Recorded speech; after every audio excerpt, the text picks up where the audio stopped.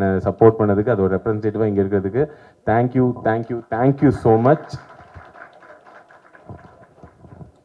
And என்னென்னு பார்த்தீங்கன்னா, இந்த பிக் பாஸ் ஜேர்னின்றது வந்து சார் நடக்கலாங்களா? நடக்கலாம் கூடாது, தப்பு. அதனால நான் நடக்கக்கூடாது. ஸோ புரிஞ்சு போச்சு, நான் பண்ண போகிறதில்ல காமெடி, நீங்கள் தான் என்னை வச்சு பண்ண போகிறீங்க அப்படின்ட்டு. ஏதாவது எல்லாரும் லுக் விடுறத பார்த்து நீ சிரிக்க வச்சு தான் பாரு அப்படின்ற மாதிரி இருக்கு. இங்கே தான் நிற்கணுமா? நகர்ந்துடக்கூடாது. ஐயா, என் வாழ்க்கையில் இப்படி ஒரு ஸ்டாண்டப் காமெடி ஷோ நான் பார்த்ததில்லை சார். இத்தனை கேமராக்களும் நான் பார்த்துட்டு இருக்கேன், நான் ஒரு மாதிரி தோராயமாக பார்த்துக்கிறேன், சரிங்களா? Anyways, coming back to the point, இந்த பிக் பாஸ் ஜேர்னி இருக்கட்டும், இந்த பிக் பாஸ் முந்தின இருக்க ஜேர்னி இருக்கட்டும், இது எல்லாமே ஆல்மோஸ்ட் ஒரு 10 years பேக் ஸ்டார்ட் ஆச்சு. ஒரு 2016 நான் வந்து ஒரு தியேட்டர் ஆர்டிஸ்டாக இருந்தேன். ஸோ தியேட்டர் ஆர்டிஸ்ட்லேருந்து இன்றைக்கி இந்த தூரம் வந்திருக்கேன். அது ஃபுல்லாகவே எல்லாம் நிறைய மக்கள் சப்போர்ட் பண்ணியிருக்காங்க. குறிப்பாக அந்த சப்போர்ட் எல்லாமே யூஸ்வலாக என்ன மாதிரி ஒரு ஆர்டிஸ்ட்க்கு எப்படி இருக்குன்னா, நான் ரொம்ப சைலண்டான ஆர்டிஸ்ட், எனக்கு ஒரு பெரிய ஃபேன் பேஜ் அப்படிலாம் இருக்கானா? அப்படிலாம் ஒன்றும் கிடையாது. பட் சைலண்ட்டாகவே என்னை சப்போர்ட் பண்ணி பிக் பாஸில் ஃபைனல் டே வரைக்கும் கூட்டிகிட்டு வந்திருக்காங்க. ஸோ அதுக்கு ரொம்ப நன்றி. அதாவது பிக் பாஸ் எப்படி மாற்றிருக்கு என்னென்னா, முன்னாடிலாம் என்ன வெறும் கண்டென்ட்டாக தான் தெரியும். ப்ரோ நீங்கள் அந்த பாட்டு அந்த அவங்க பேரே வராது, அவங்களுக்கு கடைசி வரைக்கும் வராது. அவங்களே முடிஞ்சு போயிடும். பிக் பாஸ் வந்து என்ன பண்ணியிருக்குன்னு பார்த்தீங்கன்னா, அவங்க வீட்டில் ஒருத்தனா என்னை மாற்றிருக்கு. அதாவது பிக் பாஸ்லேருந்து வந்ததுக்கப்புறம் எப்படி பார்த்தீங்கன்னா, அவங்க நிஜமாலேயே அந்த பவர் பிக் பாஸ் ஷோக்கு தான் இருக்குன்னு நினைக்கிறேன். நிஜமாலே அவங்க வீட்டில் ஒரு மெம்பராக தினமும் பார்த்து எனக்காக ஃபீல் பண்ணி என் கூட சிரித்து என் கூட அழுது என் கூட என்ஜாய் பண்ணிட்டு இருந்தாங்க. அதுக்கு ஃபர்ஸ்ட் ஆஃப் ஆல் தேங்க்யூ. ஆனால் என்னென்னா, இதுதான் ஃபர்ஸ்ட் டைம் எனக்கு இந்த வீட்டில் ஒருத்தனாக இருக்கிற ஒரு எக்ஸ்பீரியன்ஸ். வீட்டில் ஒருத்தனாக இருக்குன்றனால முன்னாடிலாம் பார்த்தா, ப்ரோ எனக்கு உங்கள் கண்டென்ட் ரொம்ப பிடிக்கும், உங்க கூட செல்ஃபி எடுத்துக்கலான்னு வாங்க. நானும் அப்பா நல்ல வேலை யாரோ ஒருத்தர் என் கூட ஃபோட்டோ எடுத்துருக்காங்களே அல்பமாக போய் நின்றுடுவேன். இப்போ அப்படிலாம் கேட்குறதில்ல. நேரம் விக்ரம் எப்படி என்ன வீட்டு போட்டீங்க? ஒன்று என்னடா ஸ்ட்ரெயிட்டாக எப்படி இருக்க, நல்லா இருக்கியால? இல்லை ஸ்ட்ரெயிட்டாக என்ன வெயிட்டு போட்டு நம்ம இல்லை இங்கே 2 கிலோ கம்மியிலங்க ஆயிருக்கேன். போய் சொல்லாதீங்க, நல்ல சாப்பாடோ அப்படி. ஆமாம் ஆமாம் ஆமாம் ஆமான்னு. அப்புறம் அனிதாலாம் எப்படி இருக்காங்க? என்ன அனிதா நல்லா இருக்காங்க. அப்புறம் அந்த குழந்தைக்கெல்லாம் ட்ரை பண்ணீங்க, என்னாச்சு? என்ன டைரக்டா கிட்ஸ் வரைக்கும் போயிட்டீங்க. ஸோ இந்த வீட்டில் ஒருத்தன்ற இமேஜ் பார்த்தீங்கன்னா, அது ரொம்ப ஒரு ரொம்ப எப்படி சொல்றது, எனக்கு ரொம்ப ஷாக்கிங்காக இருந்துச்சு. பரவாயில்லையே அவங்களுக்கு என்ன இப்போ அவங்களுக்கு வெறும் விக்கல்ஸ்ன்ற ஒரு பேஜ், விக்கல்ஸ்ன்ற ஸ்டாண்டப் காமெடி ஷோ இல்லை ஒரு காமெடி ரீலாக இல்லாமல் விக்ரம்ன்ற ஹியூமன் பீங் கூட அவங்க ட்ராவல் ஆக ஆரம்பிச்சிட்டாங்க. என்ன ப்ரோ என்ன பண்ணிருக்கீங்க, தினமும் பார்த்தோம், இப்போ மிஸ் பண்ணிருக்கோம், என்னதான் பண்ணுறீங்க, என்ன பேச ரொம்ப உரிமை எடுத்துகிட்டு வந்து நிறைய பேர் சொல்லுவாங்க, எனக்கு வந்து இப்படி ஃபேன்ஸ்லாம் வந்தது, எனக்கு ஒன்று டிஸ்டர்பன்ஸ். எனக்குலாம் ரொம்ப அல்பமாக எனக்கு வேணுங்க. நிஜமாலே யாராச்சும் என்னெல்லாம் தெருவில் பார்த்து தயவுசெய்து டிஸ்டர்ப் பண்ணுங்க. எனக்குலாம் நல்லா ஞாபகம் இருக்குது. எங்கள் அப்பாலாம் நான்லாம் வந்து அவருக்கு புரியவே புரியாது சோஷியல் மீடியாலாம் என்ன ஏதுன்னு. ப்ளஸ் நான் ஹரி சிபி எல்லாரும் உட்காந்துட்டு இருக்காங்க, ஆதியும் கூட. நாங்கள் எல்லாரும் எங்கள் ஃபஸ்ட்டு இனிஷியல் ஸ்டேஜஸில் எங்கள் பெட்ரூம்லேருந்து தான் ரீல் போடுவோம். ஸோ எங்கள் அப்பா இன்டர்நெட்டும் பார்க்க மாட்டார். ஸோ அவர் பார்க்குற சீன் என்னென்னா, ஒரு 4 பசங்க தினமும் ஒரு பெட்ரூம்குள்ளே இருப்பானுங்க, 8 மணி நேரம் அந்த பெட்ரூம்லேயே இருப்பானுங்க, சரிங்களா? கட் பண்ணால் ஒரு சாயந்தரம் 3 பசங்க வெளில போயிடுவானுங்க, நான் ரொம்ப டயர்டாக அப்படி வெளில வருவேன். இதே தான் அவர் பார்த்துட்டே இருப்பார், சரிங்களா? அவருக்கும் இவனுங்க என்னன்னே புரியல. திடீர்னு ஒரு நாள் பார்த்தா நிலவை கொண்டு வா அந்த ரீல் நாங்கள் பண்ணது வந்து வைரல் ஆச்சு. வைரல்னா எப்படின்னா, அதுதான் ஃபர்ஸ்ட் டைம் நாங்கள் வந்து ஒரு ஆக்சுவல் வைராலிட்டியே பார்க்குறோம். நிலவை கொண்டு வந்தோன்னு இப்படி எடுத்து பார்த்தா எப்படி இருந்துச்சுன்னா, நல்லா இப்படி போஸ்ட் பண்ணிட்டு அப்படின்னு பேஸ்ட் இப்படி பார்க்குற 10,000 வியூவில் இருந்துச்சு. பரவாயில்ல, என்ன ஒரு நிமிஷத்தில் இவ்வளோ வியூஸ். அப்புறம் கொஞ்ச நேரம் பேஸ்ட் பார்த்தோம், 1 lakh. என்னது இது இப்படி 10. அப்புறம் பார்த்தா 1 million ஆச்சு. 1 millionலாம் தாண்டி எங்கேயோ போயிடுச்சு. ஒரு பக்கம் SJ ஸ்டுடியோ சார் போஸ்ட் பண்ணார், சிம்ரன் மேம் போஸ்ட் பண்ணுறாங்க. திடீர்னு பார்த்தா தேவா சார் எனக்கு ஃபோன் காலில் வந்துட்டு என்கிட்ட, தம்பி ரொம்ப தேங்க்ஸ்ப்பா, உங்களால எங்களுக்கு பப்ளிசிட்டின்னாங்க. நான் சத்தியமாக அழுதுட்டேங்க சார். அதெல்லாம் இல்லை சார், தப்பி தவறி கூட இப்படிலாம் சொல்லிடாதீங்க. அவ்வளோ பெரிய மனசு அவருக்கு, அவரால் எங்களுக்கு பப்ளிசிட்டி. ஆனால் சத்தியமாக சொல்கிறேன் சார், நிலவை கொண்டு வா யாருக்கு லைஃப்பை மாற்றுச்சோ இல்லையோ, எங்களுக்கு நிஜமாலே நிலவே கொண்டு வந்துருச்சு. அந்த பாட்டு பார்த்ததுக்கப்புறம் சிம்ரன் மேமை தாண்டி எங்களை தான் எல்லாருக்கும் ஞாபகம் வருது. அந்த சாங் வைராலிட்டி ஆனோன்னு எங்களுக்கு என்னன்னா, அப்போதான் ஃபர்ஸ்ட் டைம் யூடியூப் மீடியாவில் நான் பார்க்குறோம். திடீர்னு பார்த்தா எல்லாரும் கால் பண்ணி எங்ககிட்ட இன்டர்வியூலாம் கேட்குறாங்க. நாங்கள் சார் இன்டர்வியூ, நாங்கள் 4 பேரா? நாங்கள் எப்படின்னா, யார் எப்போ இந்த இன்டர்வியூ நிற்கும்னு தெரியாது. அதனால எப்படின்னா நான் ஹரி சிபி எங்க கிட்ட இருக்கிற எல்லா எடிட்டர்ஸ் எல்லாருமே உட்காந்துருவோம். எல்லாரும் உட்காந்து எல்லா லைஃப் ஸ்டோரி சொல்லிருங்க, வீட்டுக்கு பெருசா காசு போறது இல்ல, அம்மா அப்பா கிட்ட இன்டர்வியூ காட்டி நாங்கெல்லாம் பெரிய ஆள் அப்படின்னு சொல்லிக்கலான்னு. எங்க அப்பாவுக்கு புரியவே இல்லை. நல்ல ஞாபகம் இருக்கு, நிலவை கொண்டு வந்த வைராலிட்டி பீக் எப்படி இருக்கும்னா, டைனிங் டேபிள் ஒருத்தர்கிட்ட இன்டர்வியூ கொடுத்துட்டு இருப்போம். அங்கேருந்து பார்த்தா ஹாலில் ஒருத்தவங்க செட்டப் பண்ணிட்டு இருப்பாங்க, அப்புறம் கீழே அந்த ஸ்டூடியோவில் இன்னொருத்தவங்க செட்டப். எங்க அப்பாவுக்கு புரியல, வீட்டுக்கு இவங்க நயா பைசா கொடுத்தது இல்ல, இவனுக்கு இத்தனை பேர் வந்து இன்டர்வியூ எடுத்துட்டு இருக்காங்க, யார் நீ, நிஜமாலே உருப்பட்டுட்டியா லைஃப்ல அப்படின்ற ஜோன்ல இருந்தாரு. ஆனா அப்படி இருந்தவர் எனக்கு ஏன் பிக் பாஸ் ரொம்ப பிடிச்சி போச்சுன்னா, அவருக்கு தெரியாது நான் வந்து ஒரு நல்ல பர்ஃபார்மர், நான் நல்லா யோசிப்பேன். அவருக்கு ஞாபகம் இருக்கிறதுலாம் நான் காலேஜ் பங்க் பண்ணது, என் பிரின்சிபல் கால் பண்ணி உங்க பிள்ளை உருப்பட மாட்டான்னு சொன்னது, இதுதான் அவருக்கு ஞாபகம் இருக்கிறது. ஸோ இதெல்லாம் முடிஞ்சு இப்படி எல்லாரும் இன்டர்வியூ எடுத்தோன்னா அவருக்கே தெரியாது நான் யாரு, இவன் நல்லதா தான் பண்றேன் நான். பிக் பாஸ் வந்து தான் அவருக்கே தெரியும், ஓ நடிப்பியா, பரவாயில்லடா எதிர்த்துலாம் பேசுறேன்னு. என்ன டுவர்ட்ஸ் என்னடா கெட்ட வார்த்தை பேசுற, இதெல்லாம் உனக்கு தெரியும் அப்படின்னாரு. இப்படி நான் உன்னை வளர்க்கலையே அப்படின்னு. பட் பரவாயில்ல. ஆனா பிக் பாஸ் போயிட்டு வந்து நான் ஒரு மிகப்பெரிய விஷயம் கத்துக்கிட்டேன். அது என்னன்னா, ஒர்க்கிங் ஆஃப் தி வேர்ல்ட், உலகம் எப்படி வேலை பார்க்குதுன்னு. அதில் நான் கற்றுக்கிட்ட ஒரு முக்கியமான விஷயம் பிஆர். பிரதீப் ரங்கநாதன் கிடையாதுங்க, அவர் நல்லா வேலை பார்ப்பான்னு எல்லாருக்குமே தெரியும். பிஆர்னா paid promotions and public relations. நான் கற்றுக்கிட்டேன்னா பிஆர் வாழ்க்கைக்கு ரொம்ப முக்கியம், கண்டிப்பாக முக்கியம். நான் எல்லாருக்கும் சொல்கிறேன், எல்லாருமே லைஃப்பில் நீங்கள் செலிப்ரிட்டியோ பப்ளிக் ஃபிகரோ இல்லையோ பிஆர் வச்சுக்கோங்க. நான்லாம் முடிவு பண்ணிட்டேன் பிஆர் வச்சே தீரணும் அப்படின்ட்டு. அதாவது பெரிய விஷயங்களுக்குலாம் இல்லை, வீட்டில் நடக்கிற சண்டைகளுக்கு. இப்போ என் ஒய்ஃபோட சண்டை, தெரியாதனமா எங்கள் ஒய்ஃபோட அப்பாவை அவன் கிடக்கிறான்னு நான் சொல்லிட்டேன்னு வச்சுக்கலாம், சாரிலாம் கேட்க மாட்டேன் இப்போ. நோ, அதில் சின்ன பிள்ளைங்களுக்கு சாரி கேட்கறது கான்வர்சேஷன்லாம் நோ. நியூ வேர்ல்டு எப்படின்னா நீங்கள் ஒரு பிஆர் ஹையர் பண்ணிடலாம்.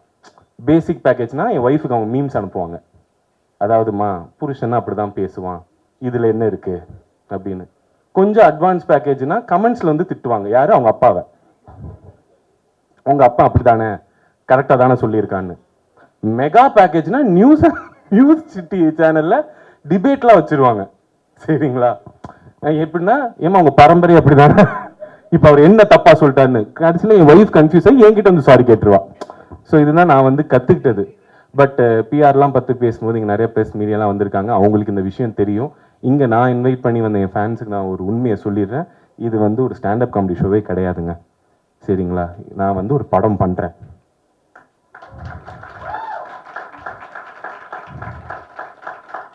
சார் கேட்குறேனேன்னு கோச்சிக்காதீங்க, நீங்கள் கையெல்லாம் தட்ட மாட்டீங்களா?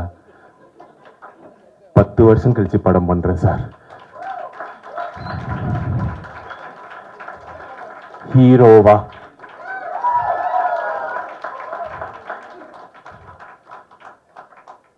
லைட்டானாச்சு சிரிங்க சார். எனக்கே வருத்தமா இருக்கு, படம் பண்றேன்னா அங்க சிரிக்கிறாங்க, திரும்பினா எப்படி ரிலீஸ் ஆகுது நானும் பார்க்குறேன்ற மாதிரி பார்த்துட்டு இருக்கீங்க சார். ஸோ அந்த படத்தோட டைட்டில் ரிவீல் தான் நம்ம இன்னைக்கு பண்ண போறோம். என்ன பியூட்டி, ஆமாம் ஆமாம் ஆமாம், கை தட்டலாம் மேடம், தப்பு இல்லை மேடம், நீங்க தான் கியூல இருக்கீங்க மேடம். என்னன்னா, பொதுவாக நானும் இந்த ஆடியோ லான்ச் ஃபங்க்ஷன்ஸ் இதெல்லாம் பார்ப்பேன். யூஸ்வலாக வந்து ஃபிலிம் க்ரூ வருவாங்க, ஹீரோ பற்றி டேரக்டர் புகழ்ந்து பேசுவார், அப்புறம் டேரக்டரை பற்றி ஹீரோ புகழ்ந்து பேசுவார். என் டேரக்டருக்கே என்ன ஒரு 3 வாரமாக தான் தெரியும், சரிங்களா. எனக்கும் அவர் அவ்வளோ நாள் தான் தெரியும். ஸ்கிரிப்ட் நல்லா இருக்குன்னு நாங்கள் படம் பண்ண போகிறோம், இதுதான் உண்மை. உண்மையிலே அவர் நாங்கள் கேட்டோம், சார் நம்ம ஃபங்க்ஷன் வச்சா என்ன சார் பண்ணுறது, நம்ம என்ன பேசுறது நம்மளை பற்றினா, Vikram there is nothing to talk about you, I saw one video like you அப்படின்னாரு. Sir I saw your script and like you, அதனால என்ன பண்ண, அப்போ நீ ஸ்டாண்டப் ஷோ மாதிரி பண்ணி நம்ம டைட்டில் ரிவீல் பண்ணிடலாம், எதுக்கு நம்ம இந்த குத்து விளக்கெல்லாம் ஏற்றிக்கிட்டு இப்படியே போயிடலான்னாரு. ஸோ அதுக்காக தான் இப்படி ஒரு செட்டப்பில் இந்த டைட்டில் ரிவீல் பண்ண போகிறோம். அதுக்கு இவ்வளோ நாள் சப்போர்ட் பண்ணுற ரெப்ரஸன்டேட்டிவ்ஸாக என் ஃபேன்ஸ் முக்கியமாக இருக்கணுன்றதுக்காக அவங்க எல்லாரையும் கூப்பிட்டேன். ஸோ தேங்க்யூ ஸோ மச் வந்ததுக்கு. Now I would like to call upon my director of my movie to the stage. Give it up for Guru sir, ladies and gentlemen.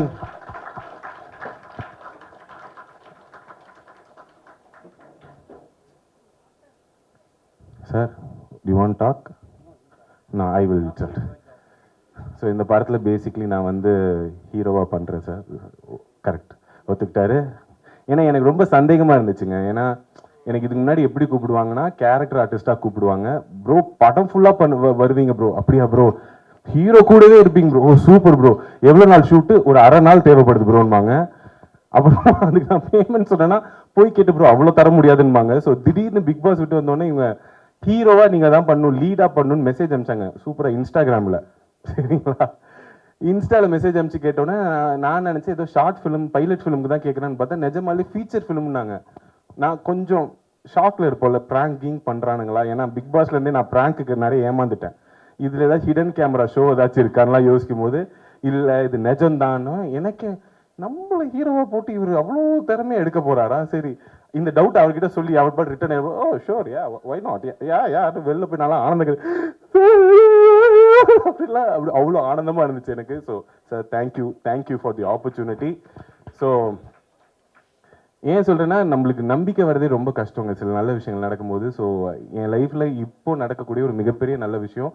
And 2016லலாம் எனக்கு hero ஆசை இருக்கும், பின் மண்டையில் இருக்கும், அது வெளியில சொல்றதுக்கே வெக்கமா இருக்கும். அப்படி ஒரு வெளியில சொல்றதுக்கே வெக்கப்பட்ட ஒரு கனவு இன்னைக்கு ரியாலிட்டியா நடந்துட்டு இருக்கும் போது நினைக்கும் போது ரொம்ப சந்தோஷமா இருக்கு. அதோட ஃபர்ஸ்ட் பார்ட்ல நீங்க எல்லாரும் இருக்கீங்க. Thank you so much, it means a lot. Sir, shall we reveal the title? So yeah, sir, shall we give it a countdown? டேய் ஹரி, நீ தானே இருக்க எஸ் அப்படின்னு கத்துறா, யதார்த்தமா இருக்கும். Okay, let's give it a countdown. 3, 1, yeah! So yeah, வாங்க sir. So இதுதான் எங்க title, light weight baby. Thank you so much. And sir, படத்தை பற்றி ஓரிரு வார்த்தைகள்.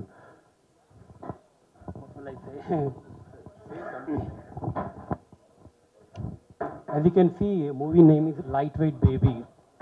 Actually, I'm from Bangalore. I understand Tamil very well, but speaking is a little bit problem. So don't mind, I speak in English. The Lightweight Baby, as you can see, it is the imbalance in the life. One side you have, lightweight, another side you have heavyweight. So that is about the movie. Once the movie gets released, you will know what is the movie about. So மூவியில் இப்போ நான் இதை சொல்லும் போது தான் உங்களுக்கு தெரியும் என்னையே இவர் ஹீரோவை சூஸ் பண்ணாருன்னு. மூவியோட ஸ்டோரி பார்த்தீங்கன்னா அதில் நீங்கள் நல்லா பாருங்கள், ஒரு மைக் இருக்குது, ஒரு ஸ்டாண்ட் இருக்குது, அப்புறமா வெயிட்ஸ் இருக்குது. So it's a love story between a aspiring standup comedian and a female body builder. இன்ட்ரெஸ்டிங்காக இருக்குங்களா? அதனால தான் நான் அந்த படத்தில் ஹீரோவாக இருக்கேன். ஸோ என்ன எங்கள் டைட்டிலை விட எங்கள் பாட்டில் ரொம்ப இன்ட்ரெஸ்டிங்கான பார்ட் யாருன்னு பார்த்தீங்கன்னா எங்களோட பியூட்டிஃபுல் அண்ட் ஸ்ட்ராங் ஹீரோயின் தான். Sir, shall we call Aarti Krishna? Please give it up for our heroine Aarti Krishna. Ladies and gentlemen, hi Aarti, please வாங்க. ஸோ இவங்க தான் ஆர்த்தி கிருஷ்ணா, இவங்க தான் எங்கள் படத்தோட heroine. So Aarti, do you want to talk? அவங்க கொஞ்சம் நர்வஸாக இருக்காங்க, அவங்களுக்கு ஸ்டேஜெலாம் பழக்கம் இல்லை, என்ன மாதிரி லோடலாம் பேச வராது, பட் நல்லா ஒர்க் அவுட் பண்ணுவாங்க. நல்ல காம்போவில் அவங்க கை பெருசாக இருக்கும், எனக்கு வயிறு பெருசாக இருக்குன்ற மாதிரி. But Aarti, this is your first debut film, right?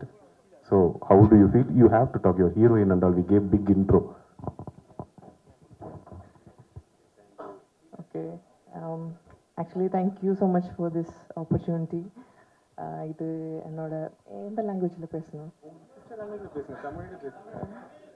Okay, எனக்கு தமிழ் அவ்வளோ வராது, but I will try. This is my first film. அதனால் எனக்கு தெரியல இது எப்படி வரும், எப்படி எனக்கு பண்ணும், நல்லா வரணும் அப்படி தான் ஆசை இருக்குது. But I will give my best. எல்லாரும் ஸ்டேஜில் ஏறி நர்வஸாக இருக்கிறத பார்ப்பீங்க, இவங்க இந்த பில்டிங் படி ஏறும்போதே நர்வஸ் ஆயிட்டாங்க. So please give it up for Aarti. This is her first film and this is, I think, first time she is not posing on stage and speaking on stage. So give it up for Aarti, ladies and gentlemen. So that's it, no sir? இவ்வளோ தாங்க matter. இதுக்கு தான் உங்கள் எல்லாரையும் நாங்கள் கூப்பிட்டோம். Thank you so much வந்ததுக்கு. யூஸ்வலாக இந்த மாதிரி ஃபங்க்ஷன்ஸ் நிறையா பேசுவாங்க, எங்களுக்கு பேசுறதுக்கு இனிமேல் செய்து காட்டி விட்டு வந்து பேசுகிறோம்.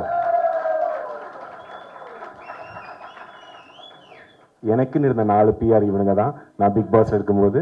ஸோ அவனுக்கு நான் என்ன சொன்னாலும் கை தட்டுவாங்க. நீங்கள் எல்லாரும் கோவப்படாதீங்க sir. So yeah, thank you guys, thank you வந்ததுக்கு, தேங்க்யூ ஸோ மச்.